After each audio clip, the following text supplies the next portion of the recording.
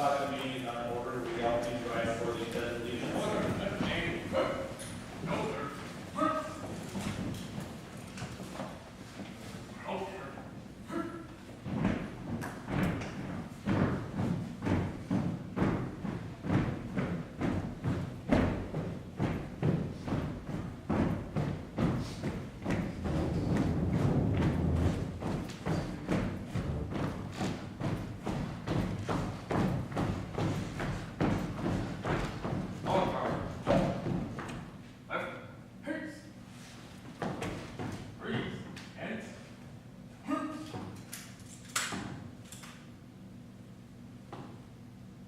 Allegiance to the flag of the United States of America and to the republic for which it stands, one nation, under God, indivisible, with liberty and justice for all.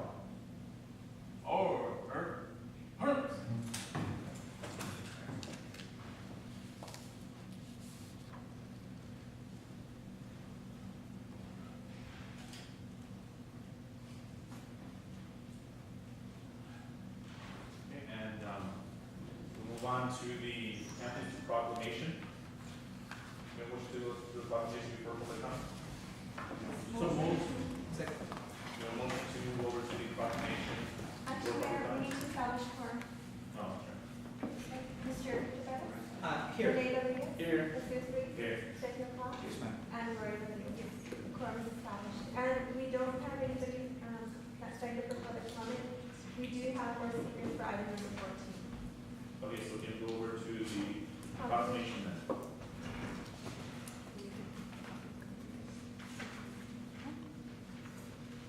Okay, moving on to item number 5, proclamation. Proclamation declaring November 11, 2014 Veterans Day. Whereas throughout history, America's men and women in uniform have bravely defeated tyrants, liberated countries, and established a standard of courage of idealism for all. And whereas, to protect the country they love, our veterans stepped forward when America needed them the most. They answered the call with honor and showed the power of liberty. Whereas, we honor those who have served, and we salute the members of our armed forces who are confronting our adversaries abroad, and we honor the men and women who left America's shores but did not return. They will be remembered and honored by our country. And whereas, the city of Socorro recognizes the valor and sacrifice of our veterans. On Veterans Day, we sincerely show them our deepest gratitude. Now, therefore, be it resolved that Socorro City Council do hereby proclaim November 11, 2014 as Veterans Day. We have a round of applause for veterans, please.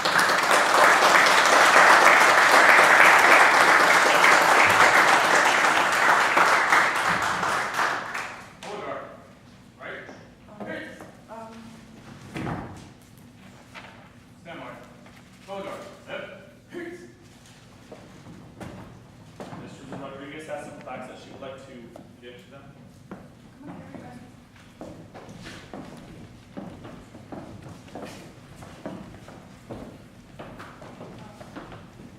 As representatives of the city of Socorro, we would like to present these plaques to you because you are always available for our community, you are always there, and we thank you for all your service in war to the Department of Defense. So, Thank you. say a couple of words.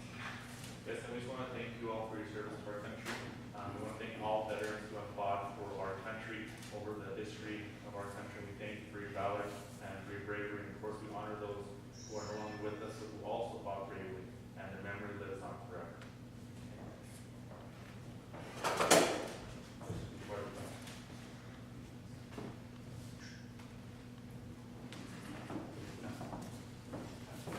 Thank you, Aaron, for your service. It is truly an honor to have you in our presence. And on behalf of the city, I know that we extend our most sincere gratitude.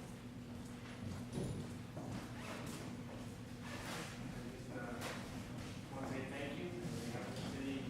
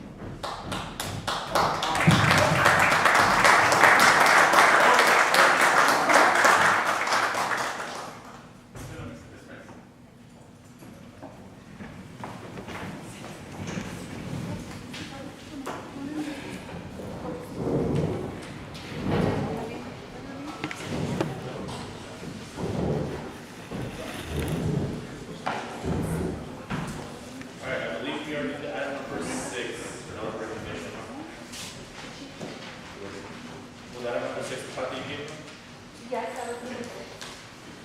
Jim, do we wait with that? Do we have to read it in or just anything else? Kind of just put it in the. Go.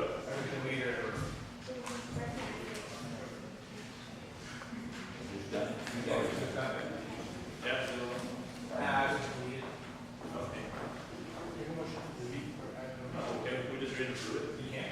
Number 6, recognition of Vietnam Veterans of America, chapter number 574, color guard that participated for the 4th of July parade. No motion to approve? It's a presentation. Alright, so item number 7, recognition of the Socorro Police Department First National Night Out. Mrs. Rodriguez? Well, the city of Socorro, bought this plaque for, to honor the police department for all the service they've done, and also for the first, Socorro Night Out that we had, and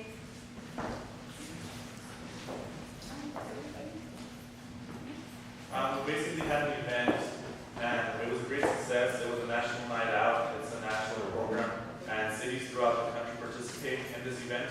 Our police department held it for the first time this year. It was a great success. We had Border Patrol out there, the sheriffs, we had some volunteer fire department out here. It was held here in Rio Vista, and it was a great success. A lot of people learned a lot about the different agencies that we deal with, and it was just an awesome event for our community. And we're going to continue to do this year by year. We just want to thank the police department for their hard work and their dedication in coordinating this event. So thank you all, and especially to Officer Rivera. She's the one that put it all together. Again, thank you to the police department.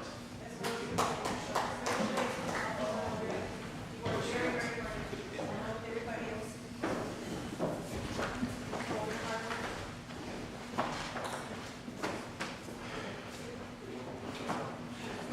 Thank you, sir.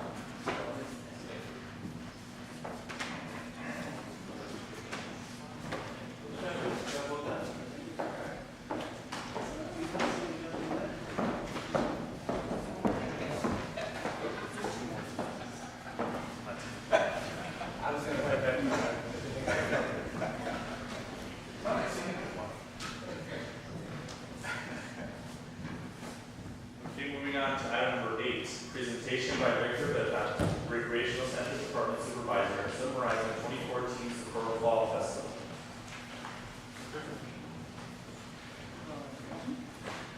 Again, we had the Fall Festival just a couple of weeks ago, last week, I believe, right? And it was a great success.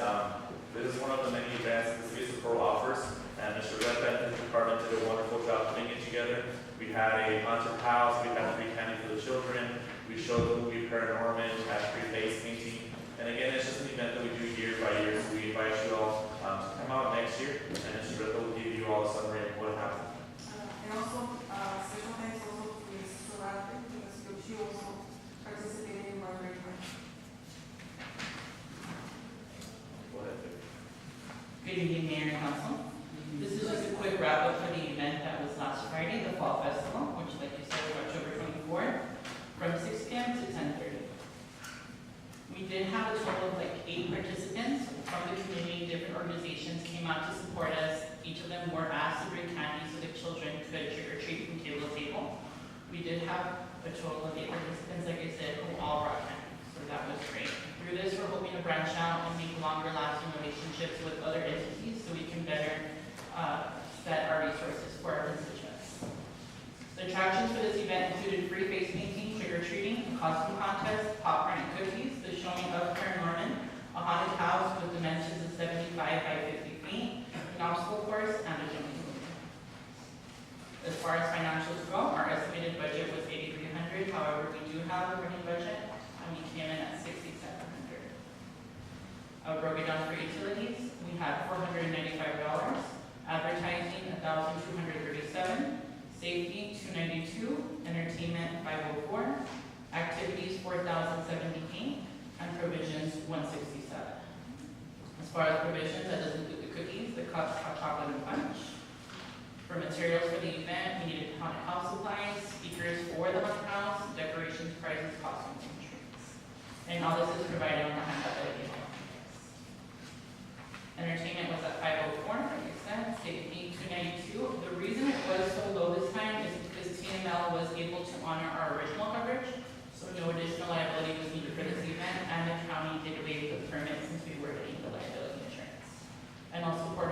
not needed since it was at Riverside. Advertising, we took a different route this time. We did radio, we did XN at 8.3, and Power 102. As far as utilities, the only thing that we needed was a generator. We are having our next event, which is scheduled to be Saturday, December the 6th, God willing, employee appreciation dinner at the 36 Main Center from 8 to 12. The week after that would be the Winter Festival on Friday, December the 12th, from 6 to 10. Anybody have any questions? Everything was really nice and really worked very hard. Everybody else. Thank you. And I'm pretty sure this is going to be even better. Yeah, the event was much better than last year. I didn't see much. I spoke to you briefly about this. I know it's not here, but as far as council goes, I would like for us to maybe get other departments involved in helping them out. Mr. Rita has his department, and before it used to be Jessica and Victor doing it together, so both parks and rec would work together. And for this event, for the most part, it was just his department working.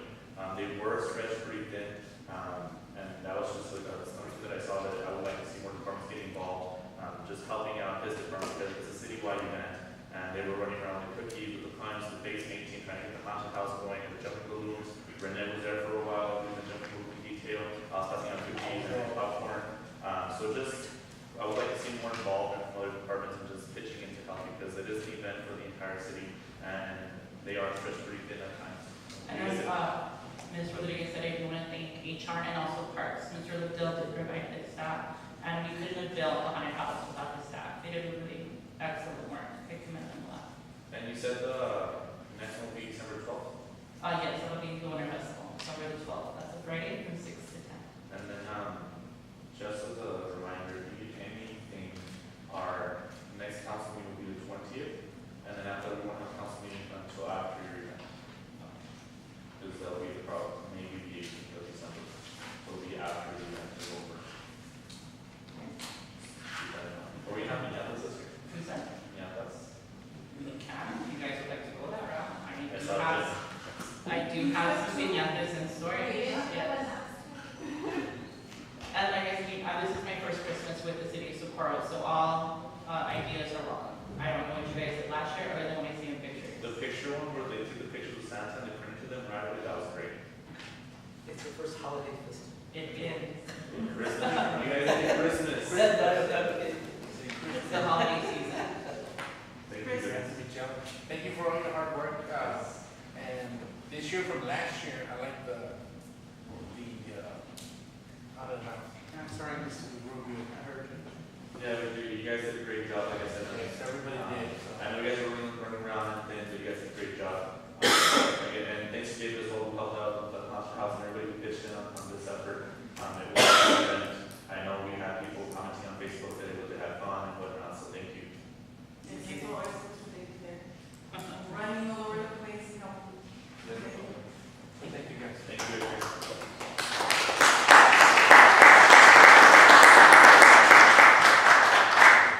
Alright, moving on to the consent agenda. Do we have a motion? I would like to make a motion, Mayor, that just before we go on to consent agenda, we approve everything else with the exception of taking item number 11 out, please, to discuss the conference in Washington, D.C. Okay, we have a motion, we have a second. Second. We have a motion and a second to approve item 9 and 10 and put 11 on the regular agenda. Mr. Bettis? Mr. Rodriguez? Mr. Cox? And Ms. Levine? Yes, motion passes. Right, item 11, approval for Mayor Ruiz and City Manager Lee Norfleet Jr. to attend the 84th annual winter meeting of the United States Conference of Mayors in Washington, D.C. from January 22nd, 2015 to 24th, 2015. Mr. Cox? The issue I have here is I don't have a problem with mayor going to the conference of mayors in Washington, D.C., but I feel that we need to go ahead and not allow Mr. Norfleet to go due to circumstances that we need here to support the issue that be coming up in his absence. So I would ask that we approve the motion for you to attend the conference of mayors in Washington, D.C., with the exception of the city manager, Mr. Willie Norfleet. Yeah, and I mean, I just put him there because I usually do include the conference that we go to. And especially for this one, this is a huge conference. It's in DC last year, about 250 mayors attended. And not only that, but mostly brought him along because of the fact that there's a lot of businesses that go. And me, I sit on 2 task forces, I put on the backup. So I really wanted somebody else to go and be able to meet with the businesses, because last time we met, we were able to go with Sierra Providence based on this conference and other businesses that are there. So I just wanted somebody else to go with me, because I know that I'll be busy with the task force meetings and whatnot. So that's why I do it. So, does anybody want to take this place? Because he can't do it by himself. Why don't you go? You usually go with them in different places. Oh, he can, he's working. Do you want to go? You want to go? Let me go. What? Yeah, I can go if Mr. Rodriguez can't go, I can go with that. Oh, it's early, it's when you go. The, Early. what is it? January. 22nd to the 24th. It's gonna be cold. It was really cold last time. But it's a great conference. We do a lot of good things through this conference, mayors. So, you guys want to do rock, paper, scissors, and spot? Wait a minute. No, You let want to me find flip out. for it? You want to flip for it? Yeah. Head or tail, what is it? I'll All right, tails, you man. Coxie, we'll be to San Francisco. Yeah. All right, we have a motion then. Motion is to replace Mr. Norby with Mr. Rene Rodriguez to go with you this conference. All right, do we have a second? Mr. Chair? Oh, Did you want to come on? yes. The motion is to approve Approve. and changing Mr. Murphy to Mr. Rodriguez. Do we have a second? What is the total cost? This is the backup Actually, for the, per diem. I don't know how much it's off the top of my head. So, It is, Mr. Rodriguez, it is expensive. Let's Yeah, understand that's that. right. It is expensive, it's not gonna be for free. However, the benefits that we can, yeah, no, I'm just saying, the benefits that we can get from this. I think I put the total at Okay. about, yeah. Second. All right, we have a motion and a second. Mr. Pettis? Aye. Mr. Rodriguez? Mr. Cox? Yes, ma'am. And Mr. Rodriguez. Motion passes. All right, moving on to the regular agenda. Which item do we have speakers for, you said? Number 14. Moving on to number 12, public hearing. Did we approve the consent agenda? Yes. We did. Public hearing of ordinance 356, an ordinance changing the zoning of lot 1, block 3, Las Milpas subdivision at 10740 Medisa Drive from LNC R2 legal non-conforming medium density residential to R2 medium density residential. Planning and zoning commission recommends approval. It is 6:20, public hearing is now open. Anybody who would like to speak on this item, I will get time to do so.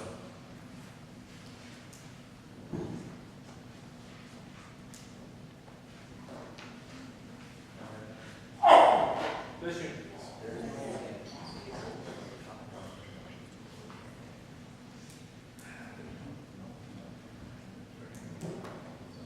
Sandra, Jim, Sandra, there is no public comment during introductions. We'll get to that. We'll get to that in It is 6:21, public hearing is now closed. Moving on to item 13, second reading and adoption of ordinance 356, an ordinance changing the zoning of lot 1, block 3, Las Milpas subdivision at 10740 Medisa Drive from LNC R2 legal non-conforming medium density residential to R2 medium density residential. Planning and zoning commission recommends approval. Do you have a motion? Motion. One second. Second. We have a motion to approve made by Mr. Bettis, seconded by Mr. Cox. Any discussion, Mr. Bettis? No, I'm glad that the name steps to. Anybody else? All right, we have a motion and a second to approve. Mr. Pettis? Aye. Mr. Rodriguez?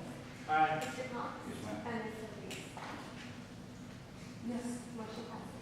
Okay, moving on to item number 14, introduction, first reading, and calling for a public hearing for an ordinance changing the zoning of lot 20, block 3, Hillcrest Manor subdivision, 10852 Arlene Circle, from R1 single family residential to R2 medium density residential. The planning and zoning commission recommends denial. Okay, so on this one, what's the?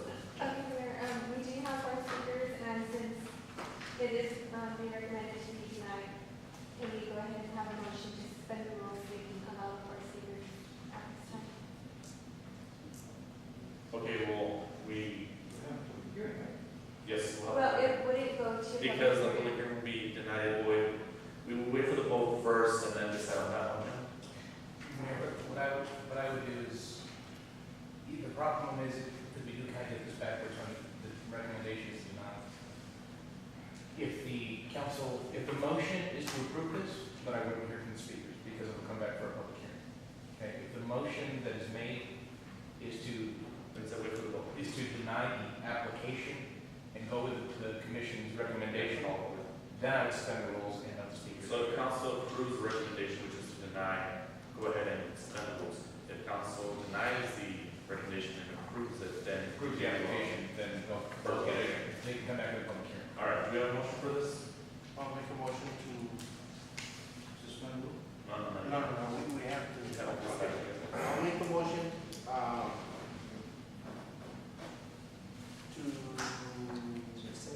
to accept the recommendation for planning and zoning commission, for denial. All right, we have a motion to accept the recommendation to deny, do we have a second?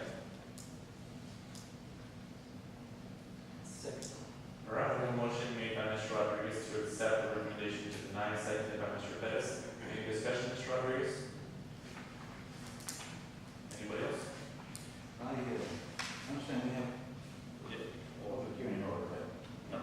Hold on, like Jim said, if you all go with Renee's recommendation to approve, then we would go ahead and suspend the rules and let them speak now, because then the public hearing would never take place. So, yeah.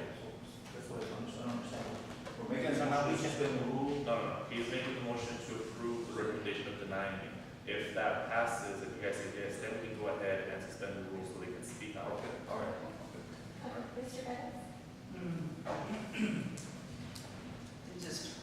Do you want to have a discussion first? Yeah, I don't think you need to vote on that item, Mayor. While the motion is pending, you can supersede that with a separate motion. All right, we can go ahead and have a motion to suspend the rules and allow the speakers to go ahead and speak at this time. Motion to suspend? Second. We have a motion to suspend the rules to allow public comment during the first voluntary public hearing. Okay.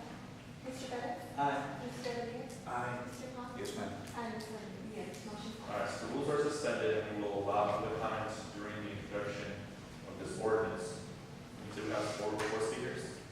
Yes. Sally Costello? And it will be the regular minute and a half, that we do for regrets. Doesn't have to be, but if you choose to abide by it, it's. Okay, so minute and a half.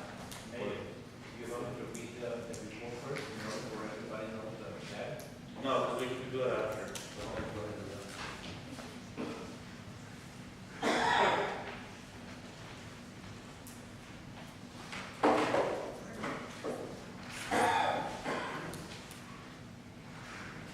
Hello, my name is Sandy Saucedo. Good afternoon, you have 1 minute and a half.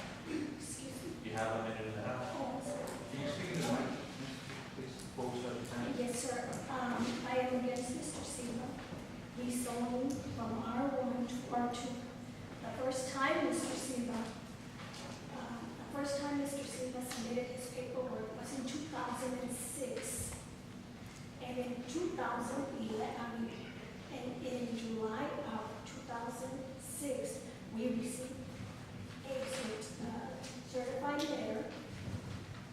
And on August 8th of 2006, we all came to stop Mr. Silva from rezoning the neighborhood.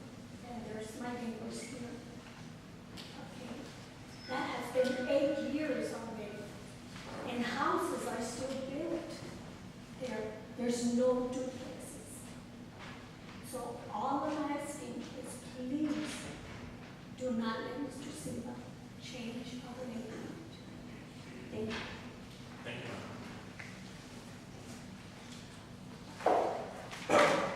Pat Garcia?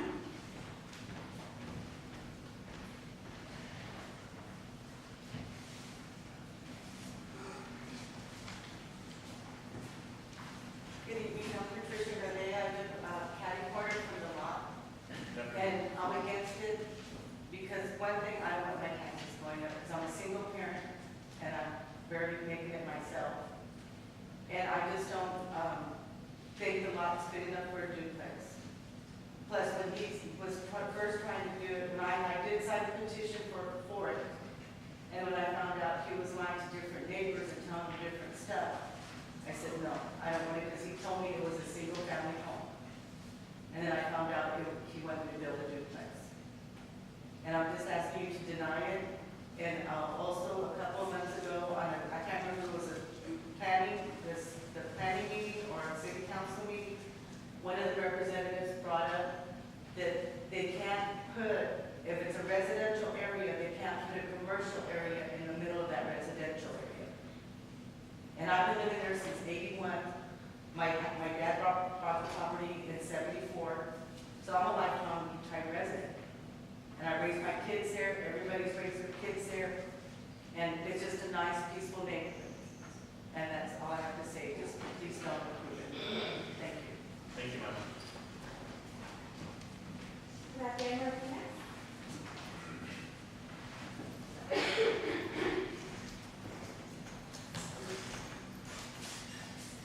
Hello, good evening. My name is Raquel Martinez and I live on 10811 Calico. I do not agree on these apartments. It's like we are a very peaceful neighborhood. It's only residential. And we don't want any apartments around there. I mean, if you allow this man to make these apartments, then more people are gonna come and ask for more apartments, and we're gonna turn this neighborhood into a commercial area. Taxes are gonna go up, and we're not gonna feel safe anymore. We have this list of petition of people that we don't want apartments in our area. And I mean, just please put yourself in our situation. You wouldn't want apartments to be built next door to your house. Thank you. Thank you, ma'am. Efrain Mustafa.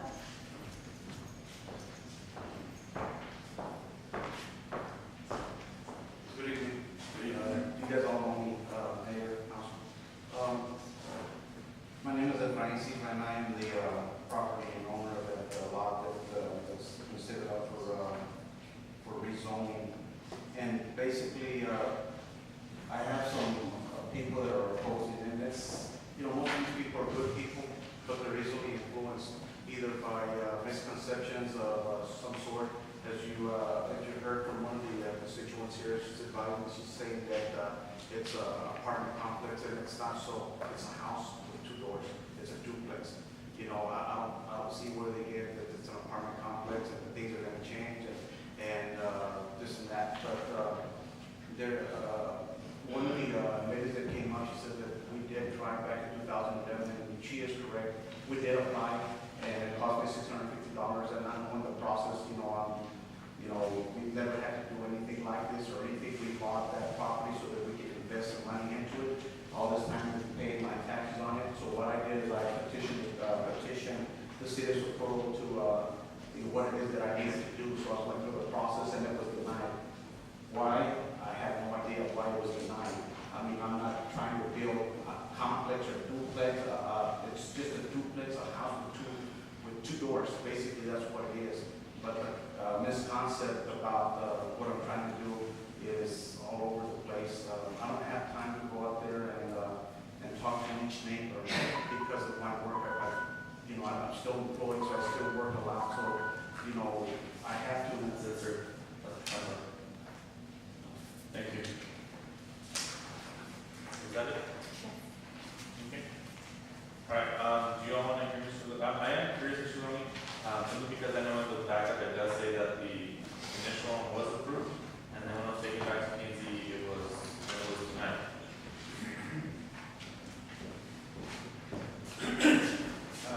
Yes, this case was initially presented before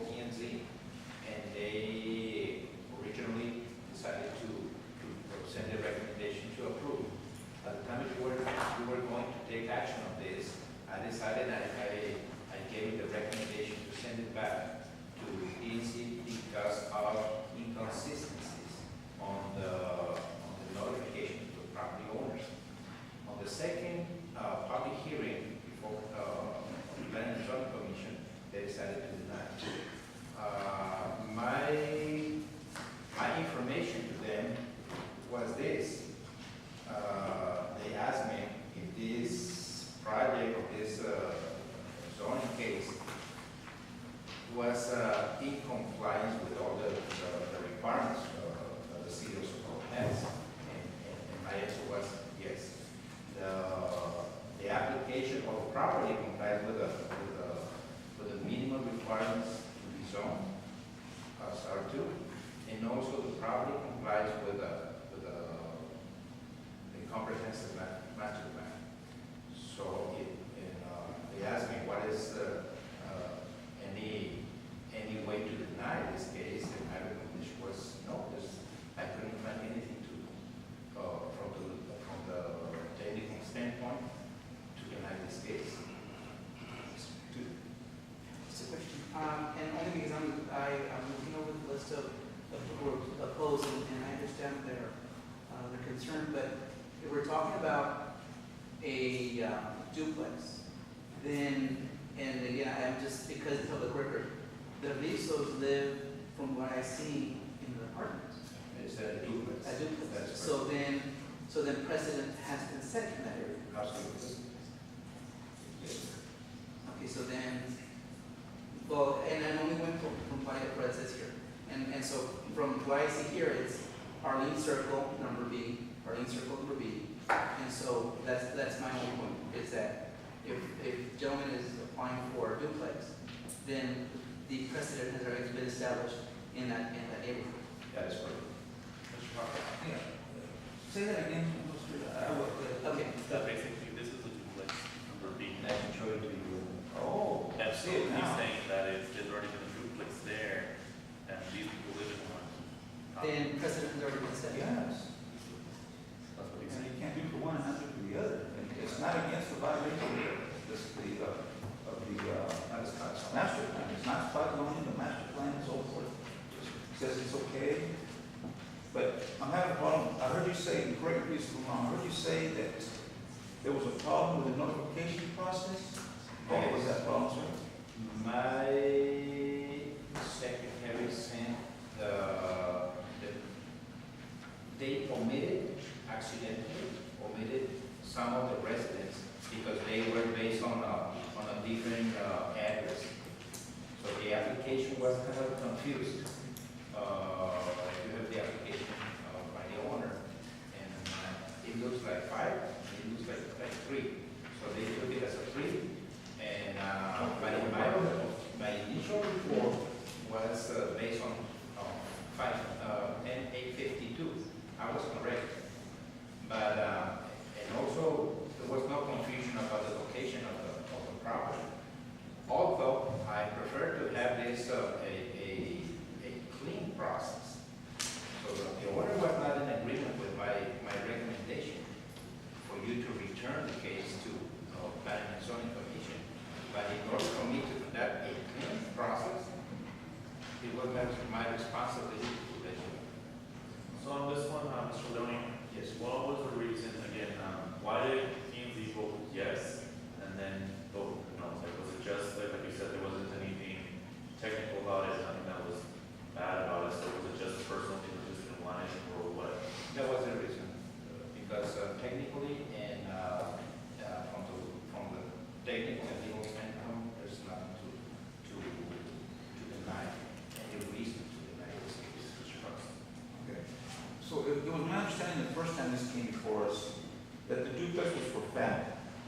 It was designed for family because of an elderly or something, they would move into the place to help out family. Is that correct? Do I remember, am I correct, remember correctly, there's so much water in the bridge. Was the reason for the duplex because he wanted to bring his family in, sick elderly or something like that? It was not defined on the application that establishes that it has to be for the family. Okay, well, regardless, Yes. the fact is, even if he came up here and said, I'm building a duplex to help my family out, we can't hold him. I don't believe that we can hold him, Mr. Martinez, I don't believe we can hold him later on in life to that agreement without having to go to court or anything like that. We need to make a decision of whether we're going to allow him to build a duplex. Yes, sir. 2 places, 2 homes on one lot. And you said the precedence has already been set, and that Mr. Perez brought out here. And I can't see where we can discriminate, allow one and discriminate against another. Especially if we've already allowed it in the neighborhood. Jim, Is that correct, Mr. Martinez? we have some issues with that, especially, especially when the property complies with the minimum square footage, and also complies with the recommendation by the master plan. With those qualifications that Sam recited at the end, the truth is in zoning, you have really broad discretion. You have great discretion to grant and deny zoning application. I do think it is obviously problematic if the focus of getting a decision, the basis of council's decision today is because you don't want duplexes in the area, if there are in fact already duplexes on the same street. And the issue here is that we have, well, with the exception of this, our 10808 Arden Circle, we have R1s throughout that whole neighborhood, with the exception of 10808 Arden Circle, which has been allowed before. And all we're doing is taking an R1 and allowing an R2 in there. Is that the only issue? Yeah, That's the only issue. so Jim, on this one, I see Mr. Perez and Mr. Rodriguez. I guess just my question is, it's not similar to the guy, say, the Rio subdivision. Right? I mean, he had already rezoned it before. You know how we had said that in Texas, if you have your land and if you meet the requirements and if there's nothing wrong with it, you can't prevent them from doing the same thing, right? No, you're not facing the same requirements. You have much broader discretion in this area.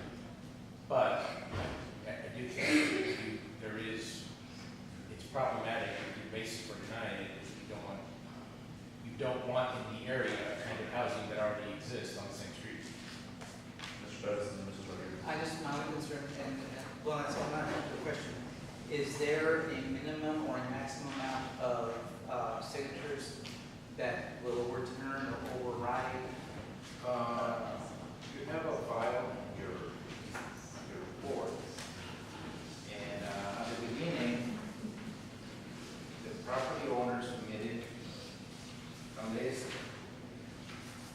of property owners surrounded our neighbors on the subdivision with names, signatures, and telephone numbers. On the second list, it was submitted by another group of neighbors, but they are duplicating, and in some cases up to 4 family members on the same house. So, and I confirm, I asked my secretary to confirm, because in the second list, 7 of them are also on the first list. So I already eliminated the 7 from the first list, and they are 50-50. Exactly 14 opposing the case, and 14 in favor. Lori. Are there any signatures on the list that says they do not oppose it? Are there any signatures on the list here that oppose it now? They were, if we detected 7 in them, and we removed them from the first list. So we So they did them on the- changed their minds, right? They changed their Okay, minds. can I know why they changed their minds? Do you know why they changed their minds? Why they first say There's no were lot not? of in the process. I think that at this time, Okay, council- wait a minute, let me finish. well, I'm gonna go ahead and answer your question. I have another question. Mr. Silva. You can answer the question, very, that part. That's what I was gonna go ahead and say. I think for what's best in this case, in my opinion, is that we have people who I'm sure want to speak more on it, as you raised your hand, and Mr. Silva's here as well. And I think that both sides would be better served by actually having a public hearing, and that way there is no a minute and a half that you can speak. If we approve the public hearing, council can still deny the ordinance. So I think in that scenario, the group that's against it, they can maybe send a petition or have a list of actual names and Mrs. Silva can do the same. And once we have the meeting on November 20th, both sides will have ample time to present to council for their side, because we'll have an actual public hearing, not a minute and a half each. And again, it's still denied. Then at that point, we'll have a new list clearly of who is in Yeah. favor and who is opposed. I can agree with that. Yeah, and that's best. Everybody has 2 weeks to do what they have to do and then come back again. If we approve the public hearing today, it doesn't mean The actual item will be approved, it'll be again on the 20th, and then we'll have a public hearing, everybody can speak, and then council will vote to approve or deny. I think that's just the best route to take. I would like to know my issues are mine. So, I think, if we can, Mr. Rodriguez, you can draw your and we create motion to go ahead and deny the recommendation of planning and zoning and approve it, Jim, right? I would make the motion to approve the application. Okay, so we have a motion to approve the application. Then I'll make the motion to approve the application Do we have a second? for a public hearing. Yes. Yeah. Yes. Second. All right, a motion to go ahead and approve the application to have a public hearing on November 20th, made by Mr. Rodriguez, seconded by Mrs. Rodriguez. Any further discussion? All right. Mr. Pettit? Aye. Mr. Rodriguez? Aye. Mr. Thomas? And next motion. Yes, so again, we will have a public hearing for this item on November 20th. On that day, we will have a public hearing, and there is no minimum time limit, and we welcome anybody who wants to speak on the matter to do so then. Again, thank you all. Moving on to the city clerk department. Number 15, discussion and action to approve interlocal agreement between the city of Socorro and City of El Paso Department of Public Health and Department of Environmental Services. Motion to approve. We have a motion to approve made by Mr. Bettis, seconded by Mr. Rodriguez. Any discussion, Mr. Bettis? Pasadena? Anybody else? All right. Mr. Pettit? Aye. Mr. Rodriguez? Mr. Thomas? And Mr. Rodriguez? Yes. Motion passes. Moving on to item number 16, discussion action to approve payment to the El Paso Times for service expense beyond purchase order amount. Do you have a motion? Second. We have a motion made by Mr. Rodriguez, seconded by Mr. Bettis. To approve, any discussion, Mr. Rodriguez? Anybody else?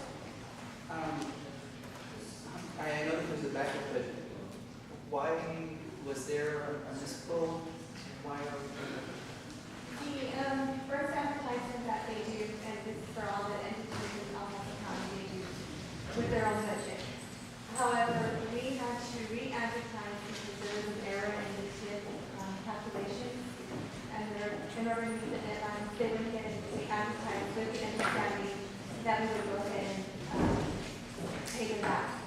And so we received the invoice late September, and by that time, we had already used up all the funds with our own purchase orders in that time.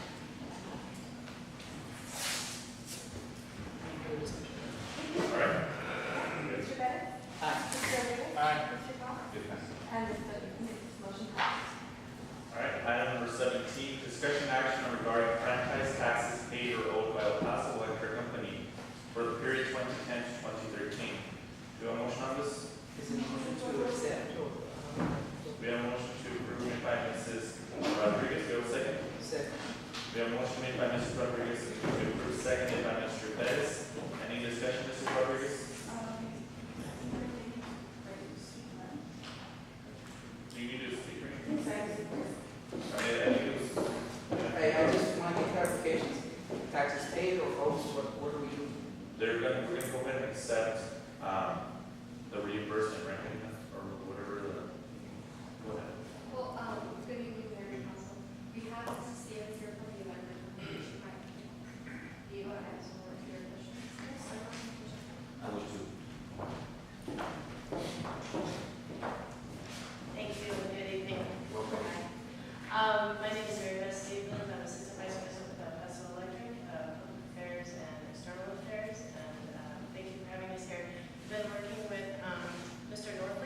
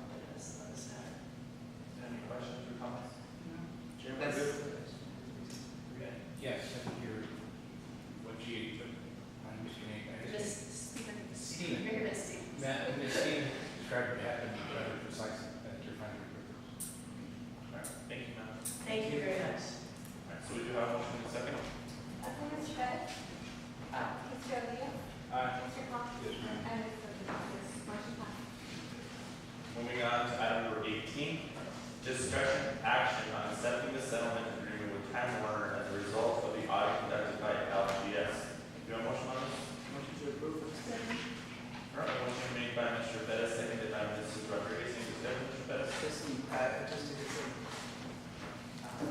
that's to report. Yes, last year, last fiscal year, council approved an audit for Time Warner Cable. So what we wanted to see was if Time Warner Cable was paying us accurately. So Tim McGraw did a thorough audit. Timothy Rock. Wow. Timothy, yes. Baseball player. No, Oh, the singer. The singer. His dad was a baseball player. Country singer. He's diversifying. Or you can surprise. I don't know, but good. Go ahead, Jacob. So the audit came back and according to Mr. Brock, Time Warner Cable was not very timely in submitting the information that he requested. So some of his findings were made through calculated amounts based on estimates. So after the review was introduced to Time Warner, they came back and said, well, these are the actual numbers.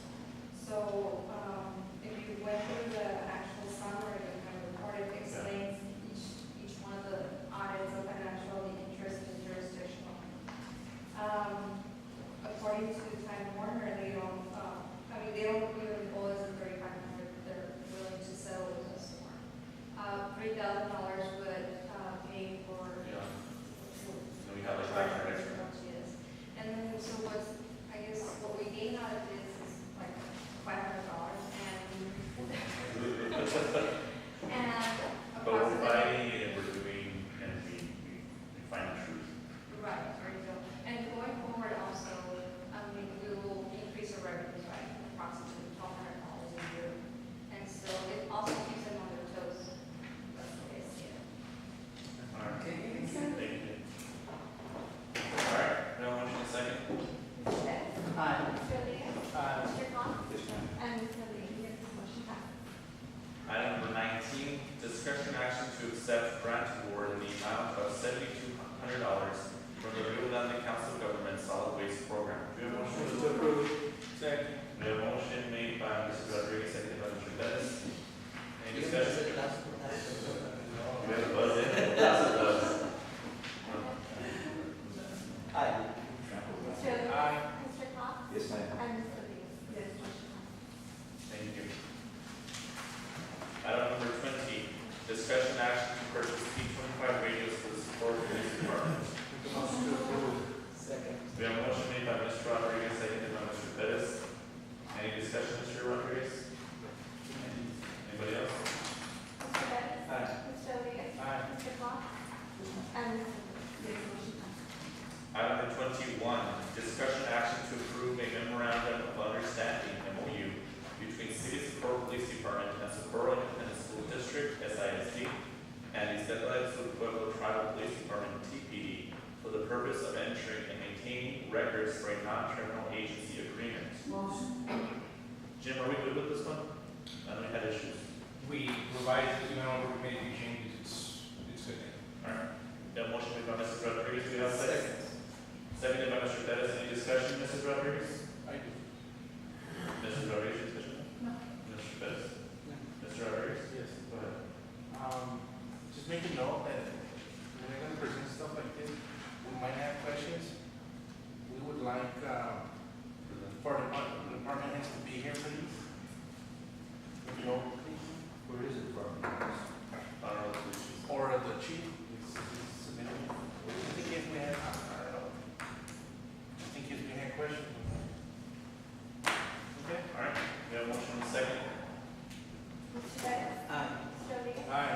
Mr. Khan? Yes, ma'am. And Mr. Lee? Yes, motion passes. Item number 22, discussion action to approve payment to Dickinson Company for service expense beyond purchase order amount. Do we have a motion? Motion to approve for discussion. Yes. We have a motion made by Mr. Rodriguez, seconded by Mrs. Rodriguez. Any discussion, Mr. Rodriguez? Go ahead. Why are we going over? Actually, this wasn't going over, it was, the people were on site working before the PO was finally approved.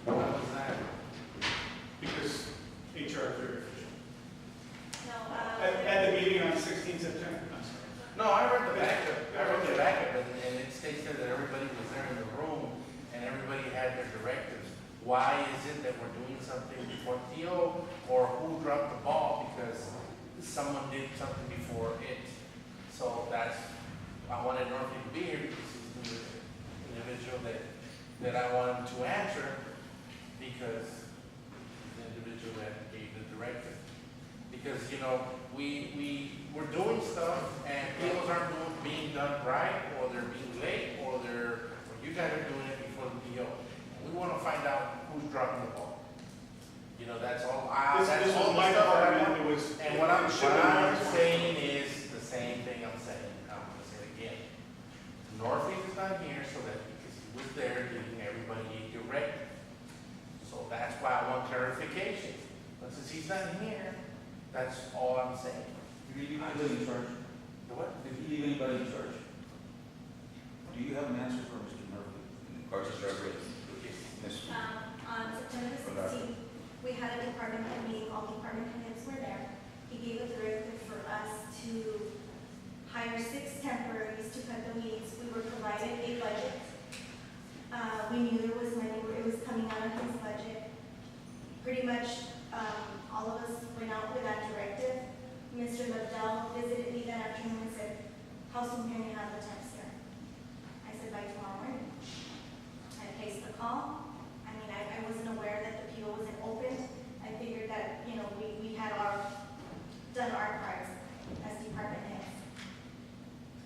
And that's kind of what occurred. Since they were going to work for me, I should have checked. And I think I mean, we learned as a result, and I think that from the finance part, we should have a checklist of who signs off on appeals, or who needs, because I know that we do that at work. If I wanted to have a appeal generated, I submit, and somebody else signs, and then there's a third signature. Correct, and I think the delay here was that Mr. Murphy went out of town and he's the only one that's authorized to sign. So it just kind of delayed the process. We knew the funds were available. We were just a little too anxious to get the people on board. So there's a learning experience, I think, that we just maybe have Oh, absolutely. a second signature. And I guess my main concern is if in case of an emergency, I need to act quickly and want to be efficient, how could we better our system? Because it seems, yes, our temperatures came on the next, I think it was Thursday, and it rained, and we used them for Sundays. However, it would have been an emergency. Do we have to wait till somebody approves our POs? I think- Maybe it should be kind of like us, in a way where we, like, for example, with check, when it was Renee, myself, and Mr. Bowling, and it was 3 of us, and I couldn't do it, we had to scramble around to get Renee for Mr. Bowling, and then Mr. Bowling passed away, and then I was only just 2. I mean, not all council can sign checks, but one of us can't do it, the rest of us can. Maybe we can look into a policy where if Mr. Norfleet's gone, any department can sign it, you know, as long as it's gonna know we have someone. Yeah. Let me ask you a question, Council. I think the CFO is working on a draft, and you'll soon see an amendment to our purchasing policy that does exactly that. And we can realize that, I would say, in a discussion about general procedures and what, how to write that policy is probably not something. Okay, Mr. Cox. I just want to ask, and I want to ask council, I think we need to start preparing ourselves by having a city manager, our city manager, we should have, start cross-training an individual to take over in his absence. We need to have a assistant ready to go.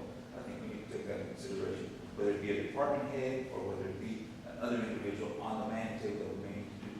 But the problem here is when our city manager is not around, these kind of things start coming up and they're escalating more and more. And well, this shouldn't happen very often. It shouldn't. Because that's why we have our policy and place procedures for that same reason. So when it happens, it should be extenuating circumstances. And so I can understand why it was done, but I think that, and I'm not going to necessarily cross-training. I think we just need a second signature or a third signature that's authorized to, in the absence of Mr. Norton. That just makes us act a little bit faster and be more efficient to provide that service. Mrs. Rodriguez. All right, anything else? All right, so we have a motion and a second to approve. Mr. Pettit? Aye. Mr. Rodriguez? Aye. Mr. Cox? Yes, ma'am. This motion passes. Item number 23. Discussion action to approve payment to Home Depot and Office Depot for service expense beyond purchase order amount. Do you have a motion to approve? Second.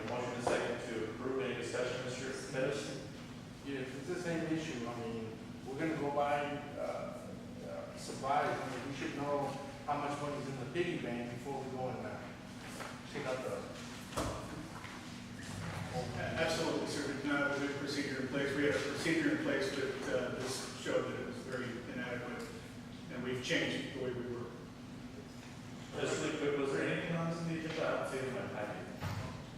Yeah, it is. It was a separate item. Oh, So, let me just ask, so items were purchased from Office Depot when, Home Depot, where it was? Both. Both. Two different POs. The same issue with two POs, so I put it as one. Okay. But we did not have the funds available? We purchased. The funds were available, the PO was not done. The PO was for 3,500, we went to 4,600. Because we did not have a procedure in place to check how much was still left before we sent someone to make the purchase. Now, we check the PO, we have a daily meeting whenever we're gonna go buy anything and make sure the funds are available. All right. I'd like to say this. I had an inadequate procedure in place in the past. Okay. I'm confident we fixed it. clerk. Do you have to check with anybody to see if funds are available or see that you can purchase whatever you need to purchase? No? I don't have to, it's my responsibility to do that myself. The CFO has great reports available that I can see how much is left on our budget. And we have an internal tracking system for the purchase orders. What else? We don't need to do that. Mr. Bettis? Aye. Mr. Rodriguez? Mr. Cox? Yes, ma'am. And Mr. Bees? Motion passes. Item 24, discussion action to approve payment to Abram Rentals for service expense beyond purchase order amount. Your motion? Motion to approve. You have a second? Okay, discussion. All right, a motion is second made by Mr. Rodriguez, seconded by Mrs. Rodriguez. Any discussion, Mr. Rodriguez? I'm going to ask the same question. Yes, the same. And I need to know what's going on. Why are we falling behind? Why are we inaccurate on stuff? What's happening? With this PO, I did make one, but it ended up happening once we got charged for the refueling, which we failed to refuel, which exceeded the amount on the PO. So we just needed to make a new PO to cover the difference. In hindsight, it was my oversight that I didn't make enough room for the refueling. From now on, we do refuel our own generators when we rent them, before we wouldn't. So that would be something we'll do in the future. We talked to some training expertise. And I think once we do receive training, each department, I think we will be able to do things much more. All right, All right. motion is second. Mr. Bettis? Aye. Mr. Rodriguez? Aye. Mr. Cox? Yes, ma'am. And Mr. Bees? Motion passes. And we have it, correct. Moving on to item 25, discussion action on the proposed Burbridge Acres replat G located at 12261 Cinnabar Street within the city of Socorro's extraterritorial jurisdiction. The planning and zoning department recommends approval. Do you have a motion? Second. We have a motion made by Mr. Bettis to approve, seconded by Mr. Rodriguez. Any discussion, Mr. Bettis? I just read in the bond. Anybody else? Is this the one who split it 6 Yeah. Yeah. All right, we have a motion second. Mr. Bettis? Aye. Aye. Rodriguez? Mr. Cox? Yes, ma'am. And Mr. Bees? Motion passes. Please wait for your name to be called. Sorry. Number 26, discussion and action to purchase piping material, $5,030.92 to fix damaged culverts located on Lee Road and Socorro Lateral, and also at Old Waco Tank Road and East La Vera Lateral, both in City of Socorro's right of way. The City of Socorro will provide material, and the EPCWID number 1 will provide installation. Pasco County Water and Motion to approve. Second. we have a motion made by Mr. Bettis, seconded by Mr. Rodriguez. Any discussion, Mr. Bettis? No, we're improving our areas. Anybody else? All right, we're good. Mr. Bettis? Aye. Mr. Rodriguez? Aye. Mr. Cox? Yes, ma'am. And Mr. Bees? Yes, motion passes. Who made the motion? All right, number 27, discussion action on employee performance evaluation for city manager. Can we postpone this one, city manager? So move. To the 20th? Or you want to put the session? No, we don't have to discuss it. It's not, it's just what we have already talked about. Oh, We can't stop making new. Yeah. Can we postpone to the 20th, please? Yes. So move. Second. We have a motion made by Mr. Rodriguez, seconded by Mr. Bettis. Any discussion, Mr. Rodriguez? Mr. Bettis? No. I just want to point out that we are supposed to evaluate today and instead of being evaluated elsewhere. Go It's ahead. on vacation, isn't it? No. No vacation? No. And that brings up another good point. She didn't know where she's at. Hold on just a minute. She didn't know where he's at. No, I didn't know that. I didn't Were you know aware he of was that? Not until Monday. No, I was What- told it was on vacation. What I would like to know is, the council needs to be aware of our city manager's absence. Well, if he's on vacation, no, I mean, if he's taking vacation days, and he can do whatever he wants on vacation, we have no control. Yeah, but he still has to report to us as to when he can take vacation. If it's in conflict with something that we have going or set up, I may not be able to approve that. I think it is in conflict with that. So that's what I'm getting at. I just asked that We can put one for the next meeting if you'd like. Yeah, because like- Mr. Martinez, can I ask just one thing first? Yes. Mr. Martinez, if we don't have that, I haven't seen this contract, but if we don't have that stipulation down, can we amend the contract to get that stipulation in there if we continue to keep him or hang on to him? Yes, but both parties have to agree. Yeah, he would have to. Yeah, the answer is almost certain because if it's an amendment to the contract, he would have to agree to it, even if you don't amend the contract, and that's a very reasonable limitation on a salaried employee. It's a matter of policy to direct an employee, him or any other employee, what if you're gonna be gone, we want X number of days notice and we want to know everything back. That kind of stuff. But that would be for any contract employee. Yeah, you can do that, that's probably. Because then you do it normally. Jim goes out and here with David. I have kids on the block. It's just not, it keeps us from looking at the negotiations, like, oh, what's going on? Yeah, that's what I've been telling this later. We'll put it for next agenda, Mr. Mayor. If you were aware on Monday, then a little email or whatever to everybody else, and then everybody. Well, I mean, I've told you all before that this is happening and you guys didn't really take it serious. I put it on the agenda as we discussed it and nobody really took it serious. I mean, it's like it's like crying wolf. I'm telling you guys over and over again, hopefully this is still actually happening. It's like, oh, frick. We'll fix it. Yeah, all right, let's just go ahead and move on to the next. Mr. Bettis? Aye. Mr. Rodriguez? Aye. Mr. Cox? Yes, And ma'am. Ms. Lewis? Ms. Motion passes. All right, item number 28, we really had number 28, discussion action on the selection of the date for the December 2014 regular city council meeting and the special city council meeting for January 2015 to canvass the votes for the December 20th, 2014 special election. So we have a recommendation for the 18th and for the 2nd. Mr. Mayor. Yes, sir. I don't think you can do it on the second. I have some questions about it. No, I'm just following the recommendation. It made me feel, ask my question. I think you are limited, for the first meeting, I'm not giving you any opinion about. The second meeting, it's weird. Because it's not a uniform election date, you have this little window between the 8th and the 11th day after the election. So if the election is on the 20th, the 8th day. The 31st would be last one. Correct. The earliest day you could have would be one on Sunday, that's good. But the earliest day you could have is the 28th, the 3 business days, so you can hold that, the meeting, you canvass the votes to the 29th, the 30th, the 31st. Is anybody leaving for Christmas? Yes, I am. I'm gonna be gone. So, I mean, we can either have it between 9:30 or 31, or the 22nd. Mayor, I would propose that we wait till the December 18th meeting, or we just call a special meeting when it gets closer, because I do need to coordinate with the county.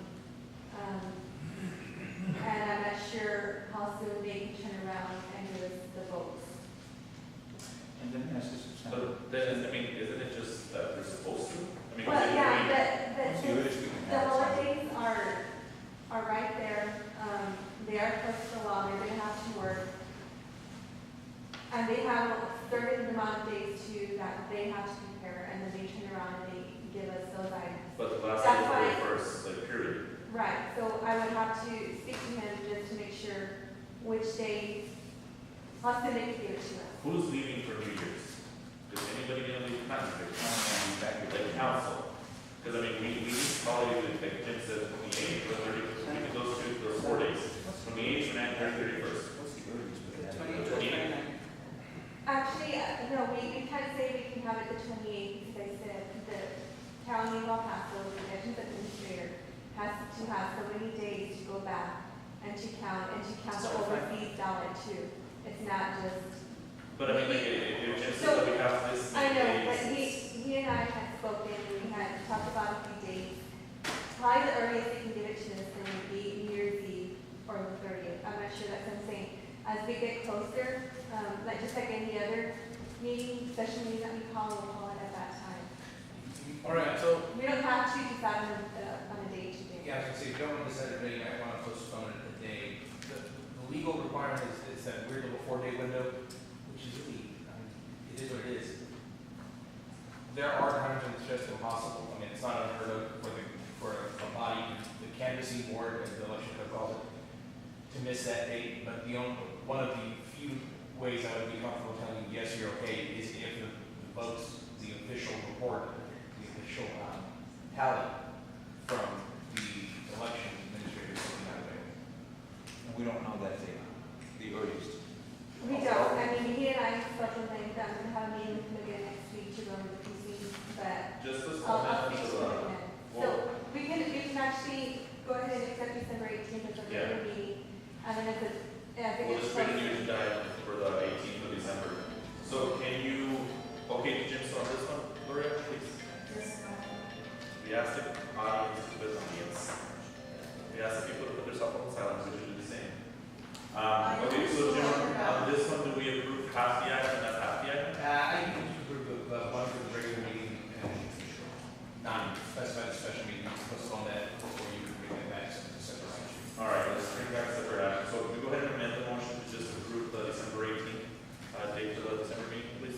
Special meeting, December 18th, a special meeting. For the regular meeting, a regular meeting. Oh, don't we have one on the 4th? The first No, regular we meeting? can't have it because of the election. That's where we're voting. Oh, All right. So who is that? Who made the motion? No, wait. Oh, okay. Can we go ahead and make a motion to make the meeting December the 18th? And then that's it. that'll be our regular meeting, Yes. the 18th. Okay. Okay. Just to clarify, from December 3rd through the 16th, we cannot have any special meetings or meetings in chambers. And since our charter does specify that we have to use this building for our meeting place, we can't have them anywhere else. Because we're going to be having early voting in chambers during that time. Can we just do it at Rio Vista? We did that No, with I know we did that time, but Jerry was here. Answer is no. All right, go ahead and make a motion for these. Make a motion to have our regular meeting for the 18th of December. All right, a motion and second to make December 18th the regular council meeting. okay. Mr. Pettis? Aye. Mr. Elias? Mr. Cox? Yes, ma'am. And Mr. Luis? Motion passes. All right, moving on to item 29, discussion and action regarding options for establishing landscape ordinance, provide direction to staff for variables and standards to include an ordinance, and to establish a procedure and timeline for inviting input of the public and property owners to read same. You know, go ahead.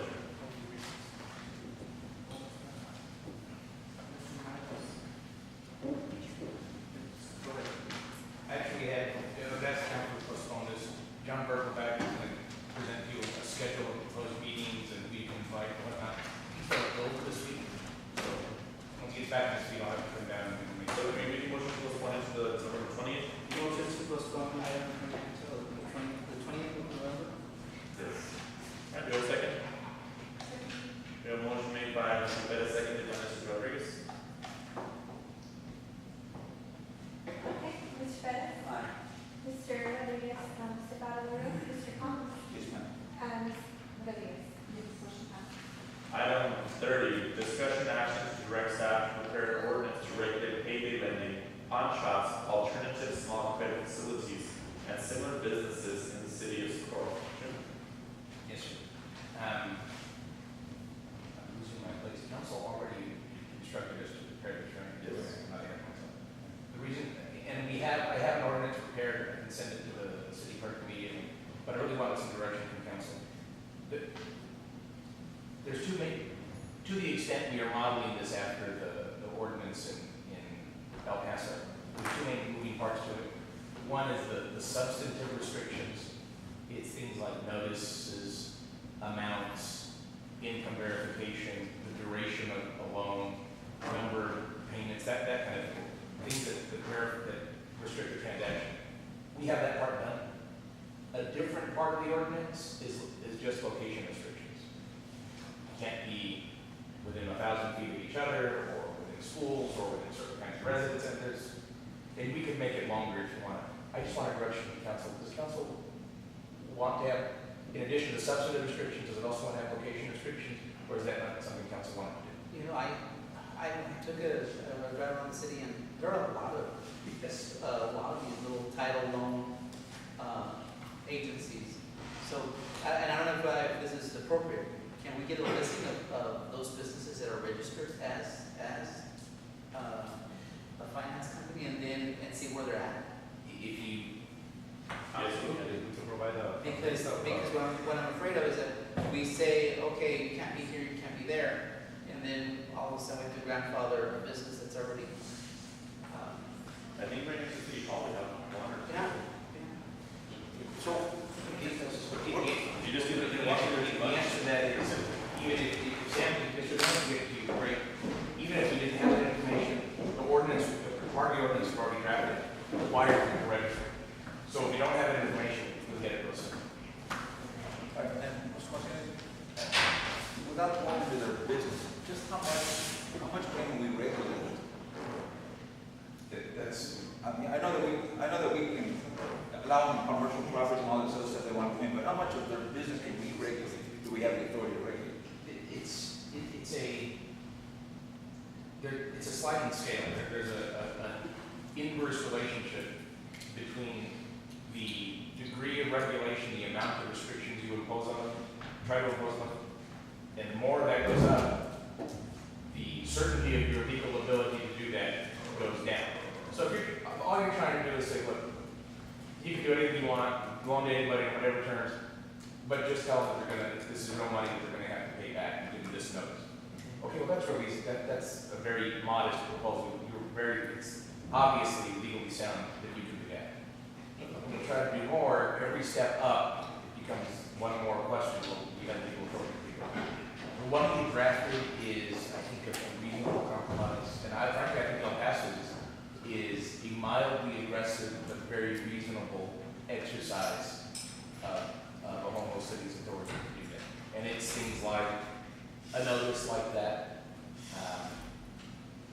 the amount you can borrow in relation to your income, the kind of proof you have to have of income, the number of payments, the maximum number of payments that can be made, requiring a certain amount of each payment to go to a principal, things like that. And that's what we were instructed to model it after El Paso, and that's what we've done. So can you give us just highlights what is the number, what can you not exceed? What's the number? A maximum of four payments. Each payment must pay down at least 25% of the principal. So you can't, the point is you don't have interest only payments, so you made this payment that you think is 25%. And it turns out when you default on one, oh no, 100% of it's still due. And I forget the number, percentage offhand, but it's based on a maximum percentage of your income. Is it 20? I don't remember offhand. The kind of proof, it's just proof that you get, the kind of proof that you're required to provide for that loan. And it's, there's a little disclosure, suggested disclosure that you have to tell them that if you're borrowing money, you're going to have to pay all of it back. It's not a long-term solution, that kind of stuff. And in English and Spanish, right? There's absolutely. Preferred language.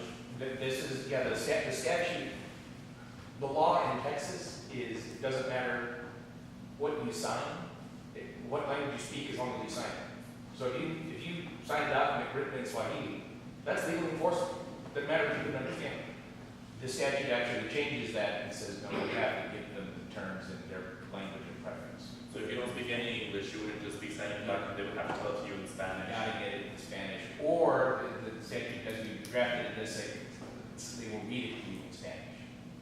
And the city of Paso hasn't been challenged yet, but you know. They haven't, and actually, if you look behind the curtain, I haven't talked to the city attorney, but I think it's pretty obvious. The city of El Paso modeled it after the city of Houston, because the city of Houston had a genuine problem with this. And the city of Houston has not been challenged on it either. Hey, But I'm Jim, concerned. aren't you glad you're not still your birth with all that stuff that's going on over there? Very concerned. Oh, and let me go back to just one thing Mr. Cox said. You asked how far can you go? I think location restrictions are perfectly within your authority to impose. You know, you can't have so many restrictions that it's not permissible to have one in the city of Socorro. Yeah. But 1,000 feet within 1,000 feet of schools and residences? Well, see, then I think Mr. Pettis raised a good point, because, if, for example, I know we have that little shopping plaza at City Hall, and we have like one or two, how many you guys have? One. There's two, for example. So if you say they can be within 1,000 feet of each other, then one of them has to move, and then the owner of that property has to go ahead and bring another business. So I don't want us to be kicking people out and then not finding business to, just in case anything happens, grandfather, not grandfather them. Yeah, it's a property rights issue, so to the extent, in property rights, you would say they're vested. Everybody who is every existing place now in terms of location, not for the other practices and limitations and you want, but for location, they're probably gonna be safe where they're at. It's trying to move or close down and open up the new one that would trigger the new location restrictions that council passes on. So would we just mirror what El Paso has right now? They're not terrible restrictions, right? I mean, anything that you feel that would be You like, know, that's what we thought. I hate to be a spokesperson for the industry. They're not terrible restrictions in my view. I think the industry was mildly vocal about opposing them. But I don't think even the industry opponents said it was going to be catastrophic. They said it was going to be problematic. It was going to be unpleasant, but they didn't say it was going to be unpleasant. Let me ask you one more question, Mr. Martinez. Can we restrict these lending places to how many we are to allow in the city of Socorro?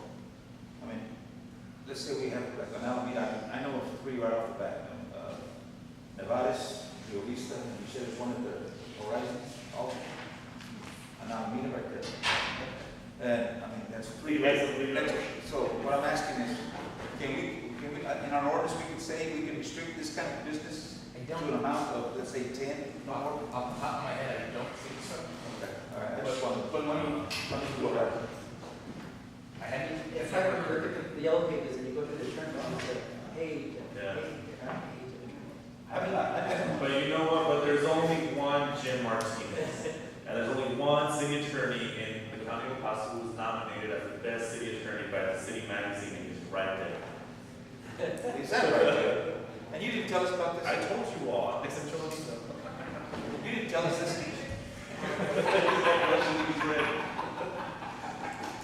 It was based on hairstyle. All right, so any other questions? I mean, Jim, do you have any? I'll include the location restrictions and I'll bring it back to council's introduction. All right, will that be November or the December meeting, do you think? Take your time. Soon. Okay. I'm not sure, yeah, I'll get you on. I was being facetious about the yellow pages. Anything on this, or? No. Delete? Just delete. Go ahead, delete, yeah. Motion taken. Second. Motion second, delete. Mr. Pettit? Aye. Mr. Rodriguez? Mr. Juan? Yes, ma'am. And Mr. Rodriguez. All right, item number 31, discussion action on possible annexation of additional property to the city of Socorro. Is this something we went I think we need to go to executive. You might, and actually, I would actually ask council to postpone this as well, because my intent was to have John and Sam meet beforehand and come to the direct presentation, and John. Okay, so we postponed it to the Postpone to the 20th. Yeah. Second. Oh, that's right. Motion and a second to postpone to November 20th. Resolution by Mr. Rodriguez. Second by Mr. Cox.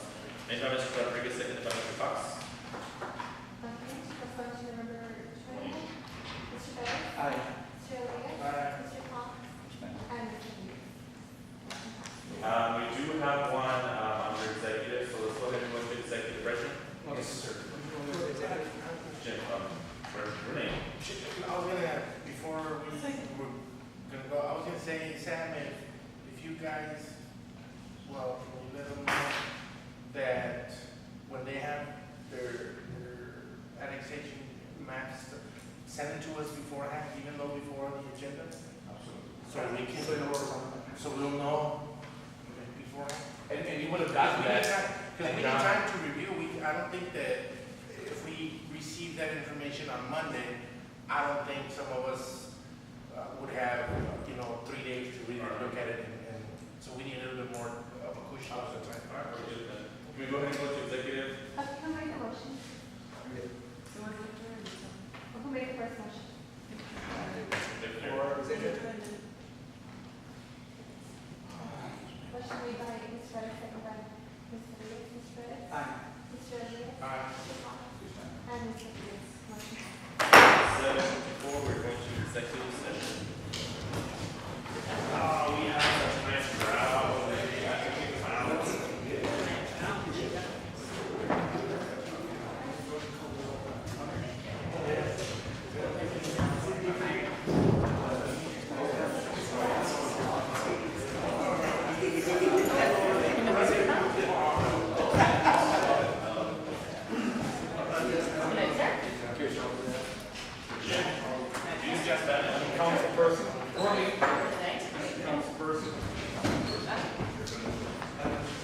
It's off, close.